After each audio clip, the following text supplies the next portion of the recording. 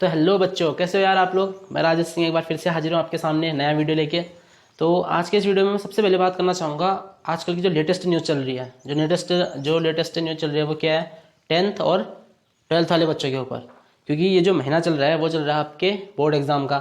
और board exam के लिए सबसे पहले मैं आपको अपनी तरफ से बेस्ट विशेस देना चाहूँगा। आपसे कहना चाहूँगा पेपरों के लिए आपको बहुत बहुत शुभकामनाएं और ऑल द बेस्ट। अच्छे से पेपर देना, क्योंकि ये महीना ना, जो पेपरों का महीना चल रहा है, ये महीना आपको ये बता देगा कि आपने साल भर स्कूल में मेहनत की है या फिर चिड़िया के घोंसलों पे अंडे गिने हैं। तो खैर जोक सपाट। तो ये महीना आपको आपकी जो आपने साल भर मेहनत की थी, जो साल भर आपने मेहनत की थी, पूरे साल आपने स्कूल गए थे, पूरे साल आपने होमवर्क किया था, असाइनमेंट बनाए थे, प्रैक्टिकल वगैरह वगैरह जो भी कुछ किया था स्कूल में, तो वो किस लिए गया था, इसी दिन के लिए गया था, इसी महीनों के लिए गया था। जो भी 5, 6, 7, 8 जितने भी आपके पेपर्स होते हैं, जो भी इंपॉर्टेंट डेज अब आने वाले हैं या फिर जो इंपॉर्टेंट डेज चल रहे हैं आपके पेपर के, तो इन दिनों के लिए आपने जो मेहनत की है वो आपको बोर्ड एग्ज़ाम में क्या है अच्छे से दिखानी है। तो और मैं तो ये चाहूँगा मेरी ओर से कि आपके 100 में से 100 भी नहीं तो ज़्यादा से ज़्यादा या फिर कम से कम कहें तो 104 या 105 नंबर तक आ जाएँ। क्योंकि जब 105 नंबर का सोचोगे तभी 90 या 95 प्लस तक तो जाओगे ना। तो एक बार फिर से मैं आपको कहना चाहूँगा मेरी ओर से ऑल द बेस्ट, और पेपरों के लिए बहुत बहुत शुभकामनाएं देना चाहूँगा। और जाना और अच्छे से पेपर दे के आना। और मैं चाहूँगा कि आप बेहतर स्कोर करें, बेहतर से भी बहुत ज़्यादा बेहतर स्कोर करें। तो मेरी ओर से आपको ऑल द बेस्ट। तो अब बात करते हैं आज के वीडियो की। तो आज का जो वीडियो रहने वाला है हमारा, ये रहने वाला है 12th के बच्चों के लिए। क्योंकि ये हमने पिछले वीडियो बनाया था, जो 12th वालों के लिए पहले वाला वीडियो बनाया था फिजिक्स का, उस पर लगभग 3, 4, 5 के समथिंग क्वेश्चन सॉल्व हुए थे। और आज के इस वीडियो में मैं आपके लिए फिर से कुछ इंपॉर्टेंट क्वेश्चन लेके आया हूँ। तो थीम वही रहेगा हमारा, जो मोबाइल की स्क्रीन के आगे पे आपके क्वेश्चन आते थे, फिर से वही शो होंगे। तो आओ यार स्टार्ट करते हैं सीधे पहला क्वेश्चन। तो देखो मोबाइल की स्क्रीन के ऊपर आपको शो हो रहा होगा। तो पहला क्वेश्चन क्या है, an electric dipole of moment p is placed parallel to the uniform electric field. The amount of work done in rotating the dipole by 90 is. तो देखो an electric dipole of moment p is placed parallel to the uniform electric field and the amount of work done in rotating the dipole by 90 is. ठीक है। तो चलो इसको solve करते हैं। देखो सबसे पहले देखो हमको क्वेश्चन में दिया क्या है। हमको क्वेश्चन में दिया है एक डायपोल दिया। डायपोल तो पता होगा ना क्या होता है, डायपोल जिसके दोनों ओर चार्ज होता है। और वो क्या दिया है, एक उसमें दिया है किसमें, यूनिफॉर्म, एक बार देखते हैं किसमें दिया है, यूनिफॉर्म इलेक्ट्रिक फील्ड में दिया है। तो यूनिफॉर्म इलेक्ट्रिक फील्ड होता है एक समान विद्युत क्षेत्र। तो यूनिफॉर्म इलेक्ट्रिक फील्ड हम मान सकते हैं किसको, ये देखो मान लो ये अगर क्या है, ई है, इसको दर्शाते हैं ई से। ये हो गया एक समान विद्युत क्षेत्र। ठीक है, यूनिफॉर्म इलेक्ट्रिक फील्ड। इस पे हमको एक डायपोल दिया है। तो डायपोल क्या हुआ, जो ऐसा रखा है जिसके दोनों ओर चार्ज होता है, हमको एक डायपोल दिया है। इसके बाद क्वेश्चन हमसे कह रहा है कि इसको डायपोल जैसे ऐसा है, ठीक है, ऊपर की ओर है, इसको यहाँ से नीचे लाने में, यहाँ से अगर हम क्या लाएं, पैरेलल लाएं, जो हमको ये दिया है विद्युत क्षेत्र दिया है, जो हमको इलेक्ट्रिक फील्ड दिया है, इसके अगर पैरेलल लेके, तो पैरेलल क्या होता है, ये इधर को है, तो पैरेलल भी क्या होगा, ऐसा होगा, ऐसा। इसको अगर ऐसे लाने में, ये ऐसा है, इसको यहाँ तक लाने में जो एंगल है, कुछ ना कुछ एंगल बनेगा, वो होता है थीटा। तो इसको यहाँ से यहाँ तक लाने में हमको कितना कार्य करना पड़ेगा, हमको कितने अमाउंट का वर्क करना पड़ेगा। तो हमको किया गया कार्य बताना है। ठीक है, देखो जैसे मैं तुमको इसका एग्जांपल देता हूँ। इसको मान लो आप, ये क्या है, इलेक्ट्रिक डायपोल है, और ये पूरा मान लो उधर को है क्या, इलेक्ट्रिक फील्ड है। इसको हमने रखा है ऐसे। ठीक है, इसको अगर हम ऐसे रख रहे हैं, सॉरी ऐसे रख रहे हैं ऊपर की ओर, इसको हमने समांतर लेके आना है, मतलब ऐसे समांतर लाओगे ऐसे इसको यहाँ। ठीक है, इससे हमको यहाँ से यहाँ लेके आना है। तो यहाँ से यहाँ इधर पे लाने में इसको कुछ ना कुछ कार्य करना पड़ेगा ना, कुछ वर्क करना पड़ेगा। तो यहाँ से ऐसे इधर लाने में जो किया गया कार्य है वो निकालना है हमने। तो वो कितना होता है, देखो उसके लिए एक फॉर्मूला होता है। क्या होता है, सॉरी ये थोड़ा मिड जैसा गया है, इसको छोड़ो, थीटा। तो इसके लिए एक फॉर्मूला होता है। क्या होता है, W इजिकल टू क्या, पी ई, यहाँ पे होता है cos θ1 माइनस cos θ2। ठीक है, θ1 और θ2 क्या होते हैं, θ1 होता है इनिशियल एंगल, थीटा तो एंगल होता है तो पता है ना, तो इनिशियल एंगल ये होता है फाइनल एंगल। ठीक है, शॉर्ट में लिख रहा हूँ सीधे। ये होता है इनिशियल एंगल मतलब प्रारंभिक कोण, और ये होता है फाइनल एंगल मतलब अंतिम कोण, वो होता है इसका। जैसे अनुकोण डायपोल ऐसे रखा है तो उसका प्रारंभिक कोण क्या होता है 1, प्रारंभिक कोण क्या होता है हमेशा 0 होता है। इसकी जगह पे क्या रखेंगे हम, ये हो जाएगा is equal to P E. इसमें एक चीज़ और था, इसको हमने कितना यहाँ है ना, तो इसको हमने यहाँ पे नहीं, क्वेश्चन में आपको लास्ट में दिया था क्या 90 डिग्री पे लेके आना है। जैसे अगर बाई चांस से इधर पे तो इसको यहाँ से ऐसा परपेंडिकुलर कैसा होता है, तो देखिए इस पे आपको एक और चीज़ दिया था, इस पे आपको 90 डिग्री भी दिया था। तो 90 डिग्री कैसे है, इसको जो डायपोल है इसको हमने 90 डिग्री में मतलब ऐसे लेके आना। परपेंडिकुलर कैसा होता है इस टाइप का 90 का होता है ना, तो जो फाइनल एंगल है वो 90 का बना रहे हैं। तो इनिशियल एंगल कितना हो गया इसका 0 का हो गया, तो जहाँ भी थीटा 1 है इसके बदले कितना रखो cos 0 minus cos theta 2। Final angle कितना बनेगा लास्ट में 90 का 90, और ये हो जाएगा W is equal to P E. cos 0 की वैल्यू क्या होती है, cos 0 होता है 1, cos 90 क्या होता है 0। ये हो जाएगा कितना W is equal to P E, bracket में आएगा 1, तो इसका आंसर आ जाएगा कितना पी ई। तो पी है कहीं पे इधर पे, ये बस सिंपल क्वेश्चन है। देखो फर्स्ट में हमको बस एक डायपोल दिया था, वो भी दिया था यूनिफॉर्म इलेक्ट्रिक फील्ड में, इसको हमने 90 डिग्री के 90 डिग्री पे लाने के लिए कितना अमाउंट का वर्क करना पड़ेगा ये पूछा था हमसे, ठीक है। तो इसको 90 पे लाने के लिए कितना करना पड़ेगा, तो जो इसका फॉर्मूला होता है W equal to P cos theta 1 minus cos theta 2। Theta 1 जहाँ होता है इनिशियल एंगल, थीटा 2 होता है क्या फाइनल एंगल। तो प्रारंभिक कोण हमेशा कितने का बनता है 0 का बनता है, डिग्री। और थीटा 2 कितना दिया था, कहाँ से लाना है हमने 0 से लाना है, कहाँ पे 90 पे, परपेंडिकुलर बना रहा है तो 90 पे लाना है। तो cos 0 की वैल्यू हो गई 1, cos 90 हो गई 0, लास्ट में W इक्वल टू पी, अंदर 1 बचेगा, 1 से अगर इसको मल्टीप्लाई करोगे तो आएगा पी ई। तो ये क्या हो जाएगा सीधे आंसर, ठीक है। सिंपल क्वेश्चन था, चलो ले लो स्क्रीनशॉट इसका। तो चलो बच्चों पहले क्वेश्चन के बाद स्टार्ट करते हैं अपना सेकंड क्वेश्चन। सेकंड क्वेश्चन देखो क्या है, 3 कैपेसिटर्स 2, 3 और 6, ये तीनों हमको दिए हैं, कैपेसिटर दिए हैं 2 माइक्रोफेरेड, 3 माइक्रोफेरेड और 6 माइक्रोफेरेड के, are joined in series with each other the equivalent capacitance is. मतलब क्या सिंपल क्वेश्चन है, फॉर्मूला बेस्ड क्वेश्चन है। हमको 3 क्या दे रखे हैं कैपेसिटर दिए हैं, किस किस के दिए हैं, पहला है 2 माइक्रोफेरेड, दूसरा है 3 माइक्रोफेरेड, तीसरा है कौन सा, पहला ये हो गया, दूसरा हो गया, तीसरा हो गया 6 माइक्रोफेरेड का, ठीक है 2, 3 एंड 6। तो ये तीनों हमको कैपेसिटर दिए हैं। तो कैपेसिटर में आपने और ये एक और चीज दिया कि ये तीनों किसमें है सीरीज वाइज एक दूसरे से जॉइंट है। तो सीरीज वाइज का फॉर्मूला क्या होता है, आपने देखा होगा 1/c, अगर ये सीरीज में है, ये सीरीज वाइज जुड़े हैं, तो इसका फॉर्मूला क्या होता है 1/c1 plus 1/c2 plus 1/c3, ठीक है। तो इसमें से अगर हम 1/c, ये तो हमने निकालना है, इक्विवेलेंट कैपेसिटेंस निकालना है हमने, तुल्य धारिता जिसको कहते हैं, तुल्य धारिता हमने निकालनी है। ये हो गया C1, ये हो गया C2, ये हो गया C3। तो हमने क्या करना है 1/c, C के बदले C रख दो, यहाँ पे तुल्य धारिता आएगी, इक्विवेलेंट आएगा, और 1/c1 के बदले रखो 2, C2 के बदले आ जाएगा 3, C3 के बदले आ जाएगा 6।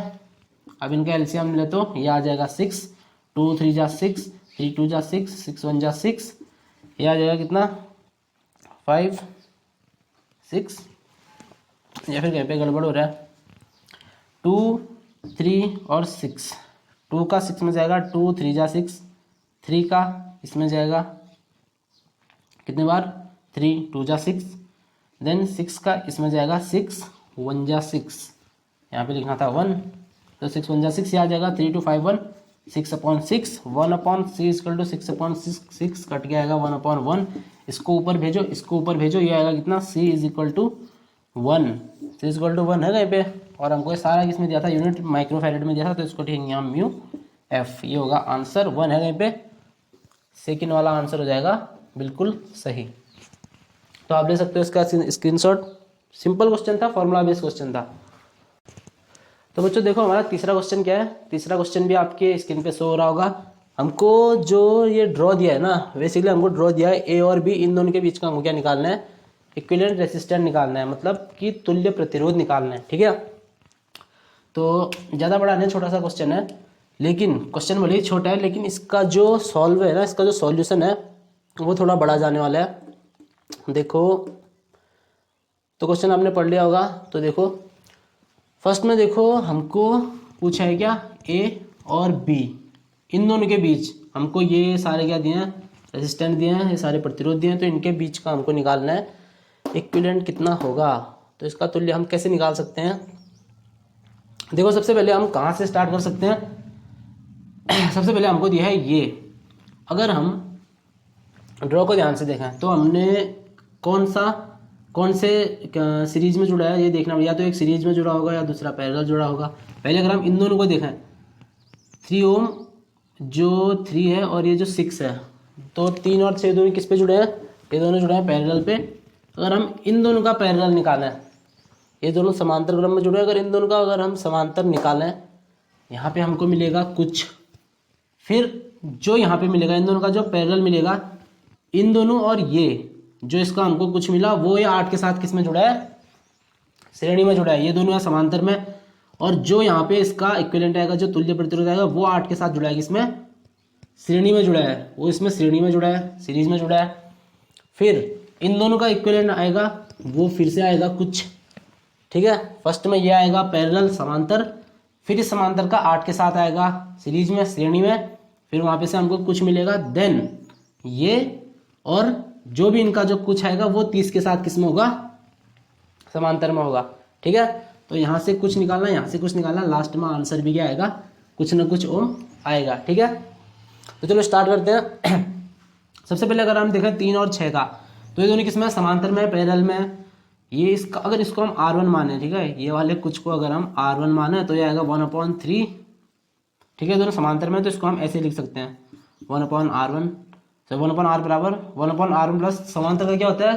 पैरेलल का क्या होता है? 1/R इक्वल टू समांतर का मैं यहाँ पे लिख देता हूँ 1/R बराबर 1/R1 प्लस 1/R2, और श्रेणी का क्या होता है? सीरीज का होता है R equal to R1 plus R2, ठीक है। तो देखो इसके लिए R1 ही हो जाएगा, R2 ही हो जाएगा, और हम इक्विवेलेंट कैसे निकालेंगे? प्लस 1/6 कितना आएगा इसका?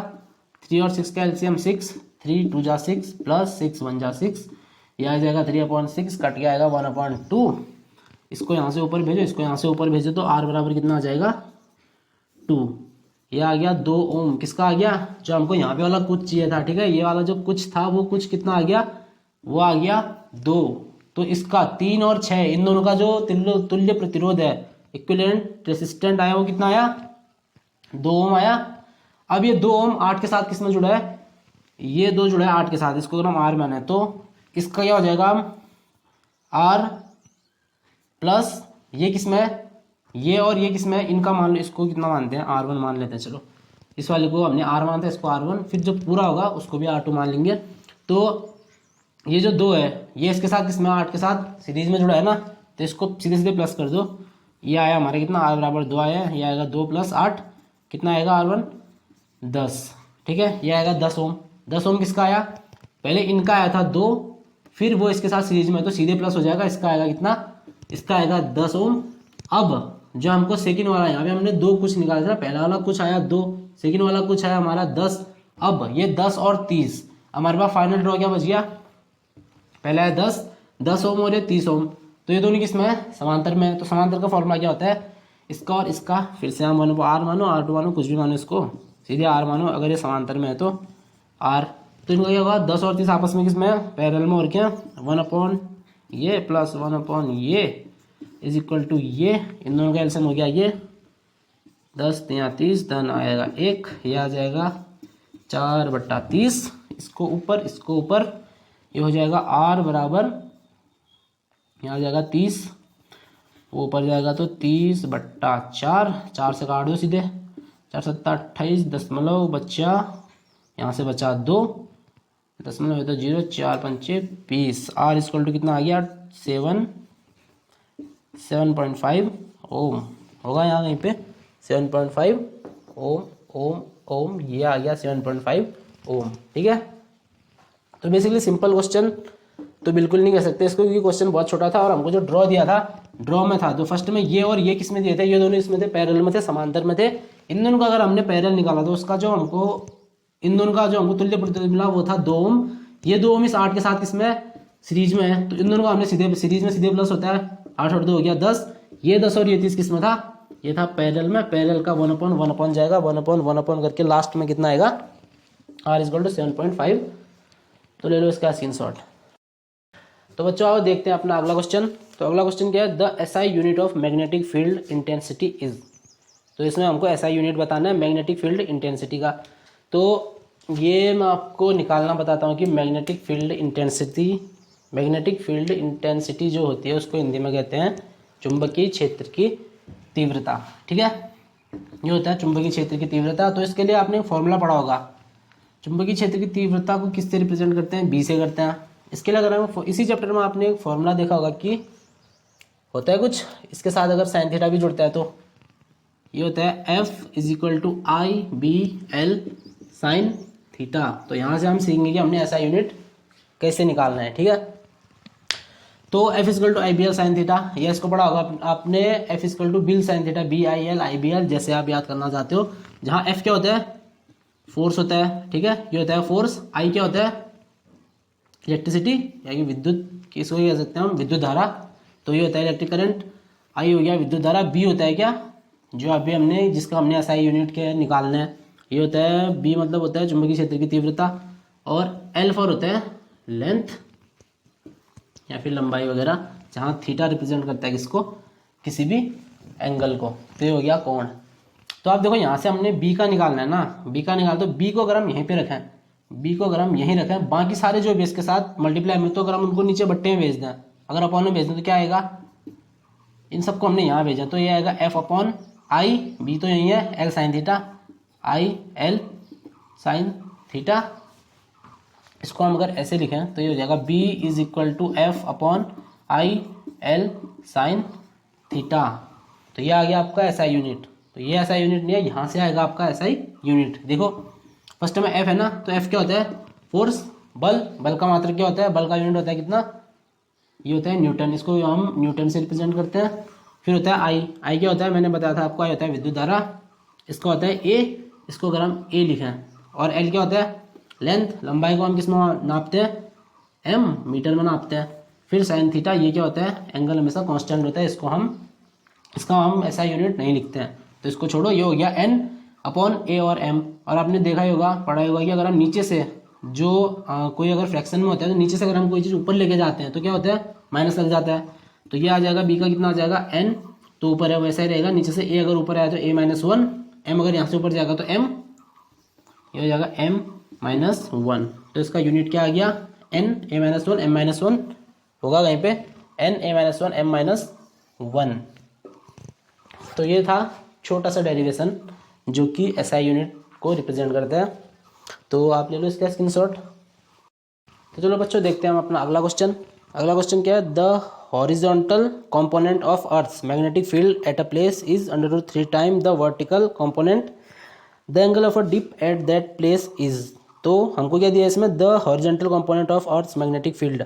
तो हम आपने इसको हिंदी के चैप्टर में या फिर जो हिंदी मीडियम वाले होंगे उन्होंने पढ़ा होगा, magnetic field at a place, earth's magnetic field at a place को कहते हैं भूचुंबकत्व। ठीक है, तो वो earth's magnetic field at a place कितना दिया हमको, √3 टाइम्स द वर्टिकल कंपोनेंट। तो हमको जो फर्स्ट में हॉरिजॉन्टल कंपोनेंट है उसको हम किससे, B होता है मैग्नेटिक फील्ड। तो B अगर हमको हॉरिजॉन्टल में दिया है तो BH कहते हैं, और B अगर हमको वर्टिकल में दिया है तो उसको क्या कहते हैं, BV से रिप्रेजेंट करते हैं। तो हमको दिया है जो earth's magnetic field at a place is √3 times the vertical component, मतलब जो हॉरिजॉन्टल कंपोनेंट है वो किसके बराबर है, वर्टिकल कंपोनेंट के बराबर तो है, लेकिन वर्टिकल कंपोनेंट के √3 टाइम्स के बराबर है। ठीक है, हमको निकालना है क्या, the angle of a dip at that place. तो ये कैसे निकलेगा देखो, हमको सबसे पहले दिया गया है, हमको दिया है क्या, हॉरिजॉन्टल कंपोनेंट दिया है। आपने ये पढ़ा होगा, B क्या होता है, मैग्नेटिक फील्ड होता है। अगर हम मैग्नेटिक फील्ड को H पे देखें, H मतलब होता है हॉरिजॉन्टल, अगर हम इसको हॉरिजॉन्टल पे देखें, तो अगर हम मैग्नेटिक फील्ड को हॉरिजॉन्टल पे देखें तो ये BH से रिप्रेजेंट होता है। अगर हम सेम चीज़ देखें मैग्नेटिक फील्ड को किस पे, वर्टिकल पे देखें, तो ये क्या हो जाएगा, BV रिप्रेजेंट करेगा। तो हमको दिया है क्या, जो हॉरिजॉन्टल है वो वर्टिकल का कितना है, √3 टाइम्स है। सो ये हो जाएगा BH = √3BV। ये क्या हमको गिवन है, ये हमको दिया है जो हॉरिजॉन्टल कंपोनेंट है इसका मैग्नेटिक फील्ड है वो किसके बराबर है, वर्टिकल कंपोनेंट के √3 टाइम्स है। ये हो गया हमको जो गिवन है। ठीक है, ये हो गया गिवन। इसके बाद हमने निकालना है एंगल ऑफ डिप। तो ये कैसे निकलेगा, इसके लिए आपने एक और फॉर्मूला पढ़ा होगा, क्या? Tan theta is equal to B V upon B H. ये फॉर्मूला होता है। हमने क्या निकालना है? हमने थीटा निकालना है, और ये इन दोनों में से हमको कुछ ना कुछ दिया है। बी वी नहीं दिया तो इसका मान ऐसा ही लिख लो, बट्टे या फिर अपॉन में हमको दिया है बी एच।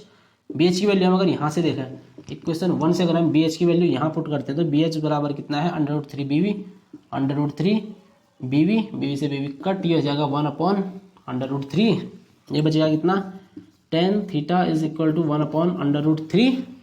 अब देखो टेन थीटा का कौन सा वैल्यू होता है? टेन थीटा की कौन सी वैल्यू होती है? 1 अपॉन √3। ये होता है कौन सा? 1060 इज इक्वल टू 1 अपॉन √3।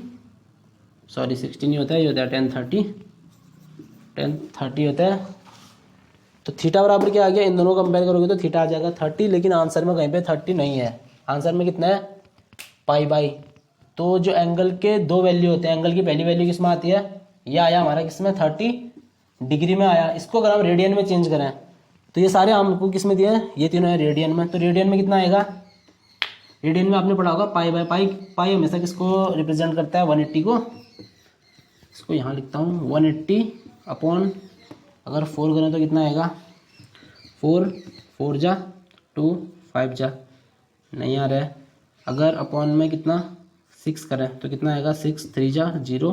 तो इसको अगर पाई माने तो ये होगा पाई अपॉन 6। ये क्या हो जाएगा? 1030 बराबर कितना आ जाएगा? 1030 बराबर 1 अपॉन √3 आ गया। यहाँ से हम 30 उठाते हैं तो 30 को हम क्या लिख सकते हैं रेडियन में? Pi by 6। पाई बाई 6 होगा यहाँ पे। देखो पहला ही ऑप्शन है, सीधे सही है। तो आपको क्या था? फॉर्मूला बेस्ड क्वेश्चन था। ये फॉर्मूला इसमें मेन था, tan theta is equal to B V upon B H.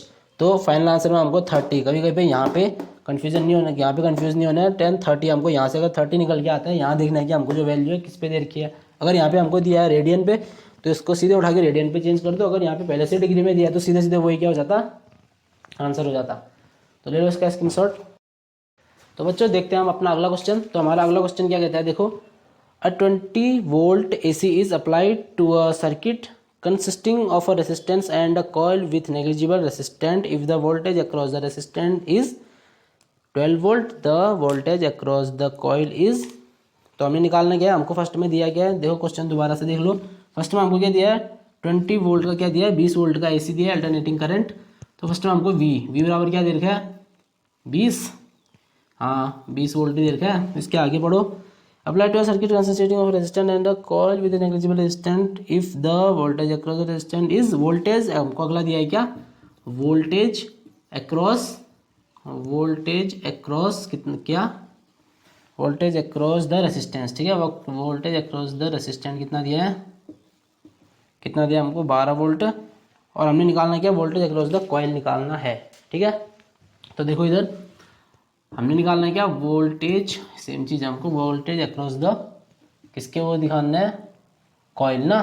तो ये बराबर कितना है? ये निकालना है हमने। V बराबर हमको ये दिया है, ठीक है। तो तीन चीज़ें हमको दिया है। पहला V बराबर है 20 वोल्ट, फिर उसके बाद वोल्टेज अक्रॉस द R। तो इसको हम किससे दिखाते हैं? Voltage across the R। ये हो जाएगा VR बराबर, ये हमने निकालना है वोल्टेज अक्रॉस द कॉइल निकालना है, तो VL निकालना है। तो V, VR और VL इन तीनों का एक फॉर्मूला पढ़ा होगा आपने। ये होता है क्या? V is equal to under root, फिर आता है VR का स्क्वायर प्लस VL का स्क्वायर। ये होता है फॉर्मूला। तो अब सीधे सीधे मान रख दो, फॉर्मूला बेस्ड क्वेश्चन है तो 20 वोल्ट, यहाँ पे 20 रख दो, V का मान आ जाएगा ये is equal to under root VR कहाँ पे गया? VR है 12 का स्क्वायर प्लस VL हमने निकालना है VL का स्क्वायर। अब क्या कर सकते हैं? जो अंडर रूट है ना, अंडर रूट अब आएगा इधर, अंडर रूट को यहाँ लाओ तो क्या हो जाएगा? अंडर रूट यहाँ आएगा इसमें स्क्वायर के, उसमें स्क्वायर हो जाएगा 400। ये अंडर रूट यहाँ आएगा तो 20 का स्क्वायर हो जाएगा, ये हो जाएगा 400 इज इक्वल टू 12 का होता है 144 प्लस ये यहाँ से आ जाएगा VL का स्क्वायर। इसको भेजो यहाँ माइनस में, यह आ जाएगा 400 minus 144 is equal to VL square. इसको माइनस करोगे कितना आएगा? 652 is equal to VL square. यहाँ का स्क्वायर यहाँ लेके आओ अंडर रूट में, क्या आ जाएगा? Under root 256 is equal to VL। ये किसका होता है? शायद 16 का होता है। क्या आ जाएगा? क्या 16? सॉरी वोल्ट निकालना है, वोल्टेज निकालना है, भी निकालना, तो ये आएगा इसमें वोल्ट पे। तो ये आ गया इतना 16 वोल्ट। ये क्या हो गया? आंसर। तो बेसिक क्वेश्चन था, फॉर्मूला बेस्ड क्वेश्चन था। ले लो इसका स्क्रीनशॉट। तो बच्चों हम देखते हैं अपना अगला क्वेश्चन। देखो अगला क्वेश्चन क्या है, the magnetic flux linked with the coil is given by the equation. एक मैग्नेटिक फ्लक्स है वो लिंक है किसी कॉइल से जो हमको इक्वेशन के थ्रू दिया गया है। इक्वेशन है 5 = 5t² + 3t + 16। फिर इसके बाद the induced EMF in the coil at time t = 4 will be. तो जो हमारा इंड्यूस्ड ईएमएफ है कॉइल का वो t = 4 टाइम पे क्या होगा, t = 4 समय पे क्या होगा। तो t = 4 हमको एक चीज़ और दिया इसमें, t = 4 ये हमको लास्ट पे रखना पड़ेगा। तो देखो जहाँ पे ऐसा आता है वहाँ पे हमने लेंज का नियम पढ़ा है कहीं पे, -dφ/dt ये फॉर्मूला लगाना पड़ेगा। तो -d और dt क्या होता है, ये होता है डिफ्रेंशिएशन। अगर हम इसको हम अगर डिफ्रेंशिएट करें तो d/dt, फाई के बदले देखो पूरा समीकरण 5t² + 3t + 16।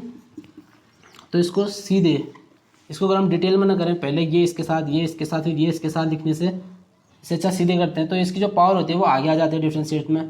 तो 2 5 से कितना आ जाएगा -10, ये तो पूरा ब्रैकेट के अंदर होगा, माइनस ये ब्रैकेट में आएगा 10t, 2 5 = 10, t का होगा t, यहाँ जाएगा इधर, ये अगर dt यहाँ जाएगा तो इसमें क्या होगा 3 का, ये तो सामने वाला वैसा आएगा +3 और अंदर t, इसका कितना हो जाता है 1, 3 × 1 = 3, 16 ये होता है नंबर, ये होता है कांस्टेंट, इसका नहीं होता है तो ये आ जाएगा इतना। अब अगर माइनस अंदर भेजें तो ये हो जाएगा -10t माइनस और प्लस -3। अब अगर हम इधर पे t की वैल्यू यहाँ से पुट करें, t = 4, t = 4, तो ये कितना आ जाएगा -10, 4 -3, तो ये जाएगा कितना -40 -3 = माइनस और माइनस प्लस -43 सॉरी हम वोल्टेज निकाल लेते हैं, ये हो जाएगा वोल्ट, -43 वोल्ट आंसर। तो इस पे बेसिकली ये फॉर्मूला लग रहा था E = -dφ/dt और इसके लिए आपको एक आना चाहिए क्या, डिफ्रेंशिएशन पूरा आना चाहिए। तो आज का वीडियो हम यहीं पे ख़त्म करते हैं, मिलते हैं आपसे अपने अगले वीडियो में फिजिक्स के कुछ नए क्वेश्चनों के साथ। तब तक के लिए धन्यवाद।